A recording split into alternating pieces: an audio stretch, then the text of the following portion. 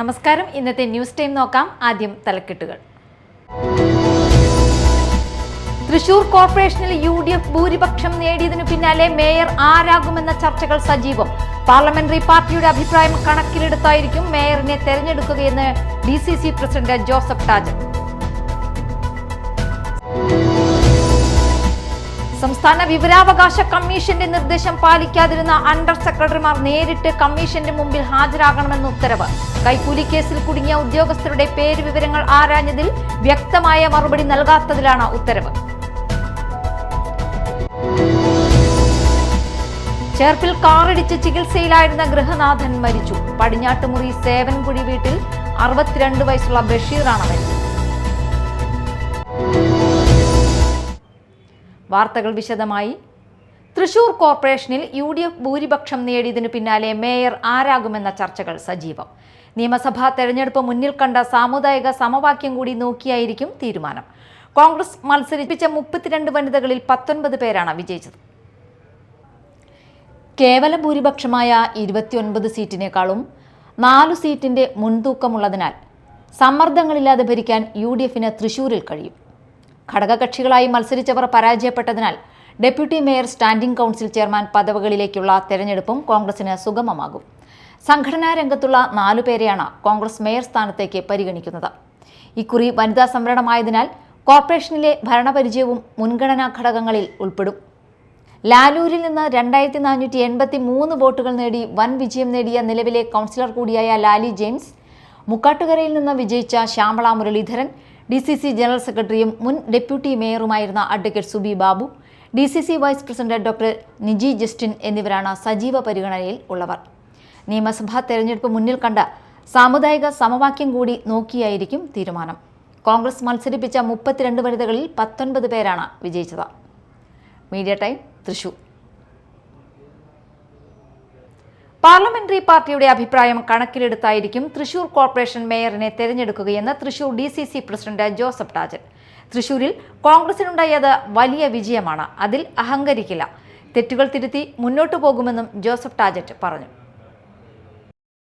തീർച്ചയായും മേയർ അല്ലെങ്കിൽ deputy mayor എന്നുള്ളതൊക്കെ പാർലമെന്ററി പാർട്ടിയുടെ തീരുമാനമാണ് നടപ്പിലാക്കുക. അതിലൊരു നിലയ്ക്കും ആരുടെയും ഇടപെടൽ ഉണ്ടാവില്ല.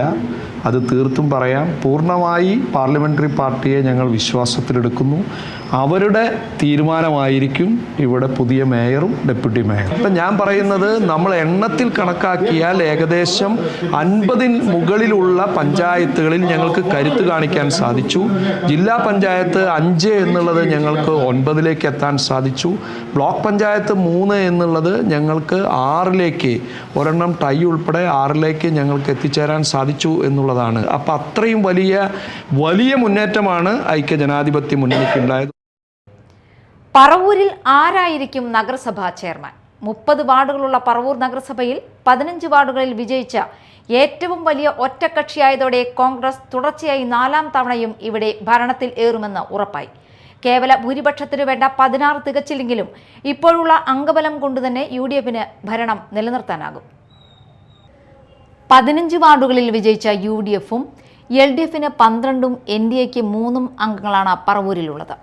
ചെയർമാൻ, വൈസ് ചെയർമാൻ തിരഞ്ഞെടുപ്പിൽ ഈ 2 മുന്നണികളും വെവ്വേറെ സ്ഥാനാർത്ഥികളെ നിർത്തി മത്സരിക്കുമെന്നാണ് അറിയുന്നത്. UDFിൽ നിന്ന് ചെയർമാൻ പദവിയിലേക്ക് നിലവിൽ 4 പേരുടെ പേരുകൾ ഉയർന്നു വന്നിട്ടുണ്ട്. ഇക്കുറി പറവൂരിൽ ചെയർമാൻ പദവി ജനറൽ വിഭാഗത്തിനുള്ളതാണ്. 2015-2020 കാലഘട്ടത്തിൽ 4 വർഷത്തോളം നഗരസഭാ ചെയർമാനായിരുന്ന നന്ദ്യാട്ടുകുന്നം 22ാം വാർഡിൽ നിന്നും ജയിച്ച രമേശ് D. കുറുപ്പിനായിരിക്കും മുൻതൂക്കം. ഭരിച്ച കാലയളവിൽ മികവാർന്ന ഭരണം നടത്തിയെന്ന ഖ്യാതിയും ഇദ്ദേഹത്തിനുണ്ട്. ഭരണകാലയളവിൽ നടത്തിയ വികസന നേട്ടങ്ങളും ശ്രദ്ധേയമാണ്. ജോബി പഞ്ഞിക്കാരൻ, സജി നമ്പ്യത്ത്, ഡെന്നി തോമസ് എന്നിവരുടെ പേരുകളും ചെയർമാൻ പദവിയിലേക്ക് ഉയർന്നു കേൾക്കുന്നവരുടെ പട്ടികയിലുണ്ട്. 2ാം വാർഡ് കുറുന്തോട്ടിപ്പറമ്പിൽ നിന്ന് കോൺഗ്രസ് ടിക്കറ്റിൽ വിജയിച്ച ജോബി പഞ്ഞിക്കാരൻ കഴിഞ്ഞ ഭരണസമിതിയിൽ സ്വതന്ത്രനായാണ് നിലകൊണ്ടിരുന്നത്. കോൺഗ്രസ് സീറ്റു നൽകാത്തതിനെ തുടർന്ന് വിമതനായി മത്സരിച്ചാണ് കഴിഞ്ഞ തവണ ജയിച്ചത്. പിന്നീട് ഭരണത്തിന്റെ അവസാന നാളുകളിൽ കോൺഗ്രസിലേക്ക് തിരിച്ചു വരികയാണുണ്ടായിരുന്നത്. കോൺഗ്രസിലെ 15 പേരിൽ 10 പേർ വനിതകളും 5 പേർ പുരുഷന്മാരുമാണ്. പ്രതിപക്ഷ നേതാവ് VD സതീശന്റെ സാന്നിധ്യത്തിൽ പാർലമെന്ററി പാർട്ടി യോഗം കൂടിയ ശേഷമായിരിക്കും ചെയർമാൻ, വൈസ് ചെയർമാൻ സ്ഥാനാർത്ഥികളെ നിശ്ചയിക്കുക. 21 രാവിലെ 10 അംഗങ്ങളുടെ സത്യപ്രതിജ്ഞ നടക്കുക. അതിനുശേഷം സർക്കാർ വിജ്ഞാപനം വന്ന ശേഷമേ ചെയർമാൻ, വൈസ് ചെയർമാൻ തിരഞ്ഞെടുപ്പുകൾ ഉണ്ടാവുകയുള്ളൂ. ആ തിരഞ്ഞെടുപ്പ് കഴിഞ്ഞ ശേഷമാണ് പിന്നീട് സ്റ്റാൻഡിംഗ് അംഗങ്ങളെയും അതിൻ്റെ ചെയർമാൻമാരെയും തിരഞ്ഞെടുക്കുക. Media time, Paravur. തെരഞ്ഞെടുപ്പിൽ ജയിച്ച നിയുക്ത മെമ്പറെ ജാതിപ്പേര് വിളിച്ച് ആക്ഷേപിച്ചതായി പരാതി. പുത്തഞ്ചിറ ഗ്രാമപഞ്ചായത്ത് കൊമ്പത്തുകടവ് 11-ാം വാർഡ് നിയുക്ത മെമ്പറായ വാസന്തി സുബ്രഹ്മണ്യനെയാണ് കൊമ്പത്തുകടവ് സ്വദേശി പൊതുജന മധ്യത്തിൽ ജാതീയമായി ആക്ഷേപിക്കുകയും അപമാനിക്കുകയും ചെയ്തതെന്നാണ് പരാതി.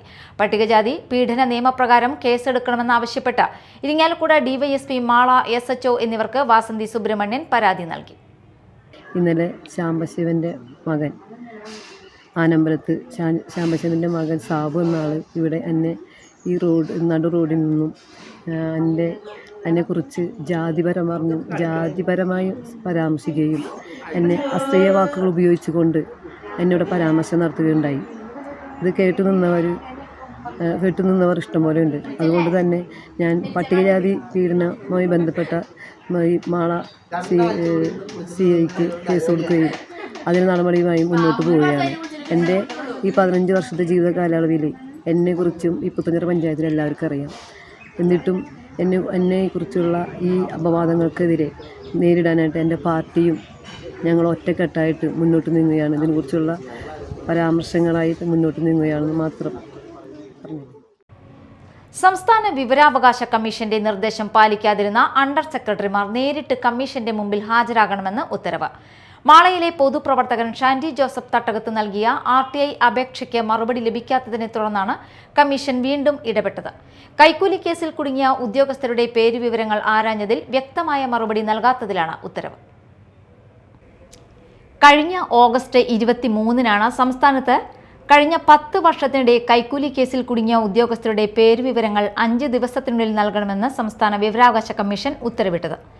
എന്നാൽ ഉത്തരവ് നടപ്പാക്കിയില്ല. സംസ്ഥാന ചീഫ് സെക്രട്ടറിക്ക് നൽകിയ ഷാൻഡി ജോസഫിന്റെ വിവരാവകാശ അപേക്ഷ പിന്നീട് വിജിലൻസ് വകുപ്പിലേക്കും ആഭ്യന്തര വകുപ്പിലേക്കും കൈമാറിയെങ്കിലും വ്യക്തമായ മറുപടിയൊന്നും ലഭിച്ചില്ല. അപ്പീൽ നൽകിയെങ്കിലും ഫലം ഉണ്ടായിരുന്നില്ല. തുടർന്നാണ് വിവരാവകാശ കമ്മീഷനിൽ അപ്പീൽ നൽകിയത്. തുടർന്ന് 1-ാം അപ്പീൽ അധികാരിയായ വിജിലൻസ് അണ്ടർ സെക്രട്ടറി മനഃപൂർവ്വമല്ലാത്ത പിഴവ് സംഭവിച്ചതായി കമ്മീഷനോട് അറിയിക്കുകയും ഇനി മുതൽ അപേക്ഷകൾ സൂക്ഷ്മമായി കൈകാര്യം ചെയ്യുമെന്ന് ഉറപ്പു നൽകുകയും ചെയ്തു.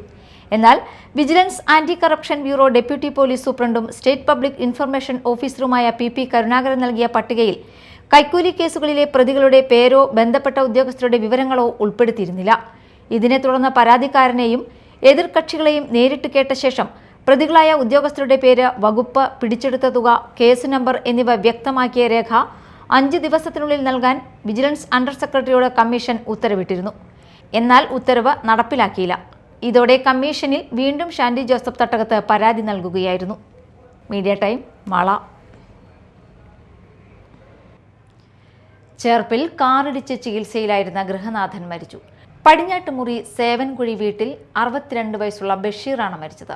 ഇക്കഴിഞ്ഞ മാസമാണ് അപകടമുണ്ടായത്. രാവിലെ നടക്കാൻ പോകുന്ന വഴി പടിഞ്ഞാട്ടുമുറി സിറാത്ത് സിവിയ മദ്രസയ്ക്ക് സമീപം വെച്ചാണ് നിയന്ത്രണം വിട്ട കാർ ഇയാളെ ഇടിച്ചത്. തുടർന്ന് തൃശൂർ മെഡിക്കൽ കോളേജ് ആശുപത്രിയിൽ ചികിത്സയിലായിരുന്ന ആൾ ഇന്ന് രാവിലെയാണ് മരിച്ചത്. മാളാപ്പള്ളിപ്പുറം സെന്റ് ആന്റണീസ് തീർത്ഥാടന കേന്ദ്രത്തിന്റെ ശതാബ്ദിയോടനുബന്ധിച്ച് ബൈബിൾ കൺവെൻഷൻ നടന്നുവരികയാണ്. 3-ാം ദിനത്തിൽ KCBC അധ്യക്ഷനും കോഴിക്കോട് അതിരൂപത മെത്രാപ്പോലീത്തയുമായ ഡോക്ടർ വർഗീസ് ചക്കാലക്കൽ ദിവ്യബലിയിൽ മുഖ്യ കാർമ്മികത്വം വഹിച്ചു. കേരള കാത്തലിക് ബിഷപ്സ് കൗൺസിൽ അധ്യക്ഷനായി തിരഞ്ഞെടുക്കപ്പെട്ട ഡോക്ടർ വർഗീസ് ചക്കാലക്കലിന് കൺവെൻഷൻ പന്തലിൽ സ്വീകരണം നൽകി.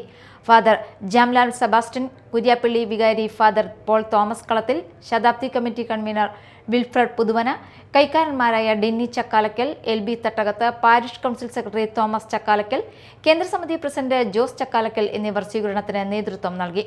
കൺവെൻഷൻ ഇന്ന് സമാപിക്കും. ആളൂർ കളപ്പുരയ്ക്കൽ ശ്രീ എടത്താടൻ മുത്തപ്പൻ ഭഗവതി ക്ഷേത്രത്തിൽ അഷ്ടബന്ധ നവീകരണ സഹസ്രകലശത്തിന് തുടക്കമായി. തിങ്കളാഴ്ച രാവിലെ ആരംഭിച്ച നാരായണ ബലിയിൽ നിരവധി ഭക്തജനങ്ങൾ പങ്കെടുത്തു. ക്ഷേത്ര ചടങ്ങുകൾക്ക് ക്ഷേത്രം തന്ത്രി AB ചക്രപാണി, ക്ഷേത്രം മേൽശാന്തി PG വിഷ്ണു എന്നിവർ നേതൃത്വം നൽകി. ഡിസംബർ 22-ന് അഷ്ടബന്ധ നവീകരണ സഹസ്രകലശം സമാപിക്കും. പ്രധാന വാർത്തകൾ വീണ്ടും. തൃശൂർ കോർപ്പറേഷനിൽ UDF ഭൂരിപക്ഷം നേടിയതിനു പിന്നാലെ മേയർ ആരാകുമെന്ന ചർച്ചകൾ സജീവം.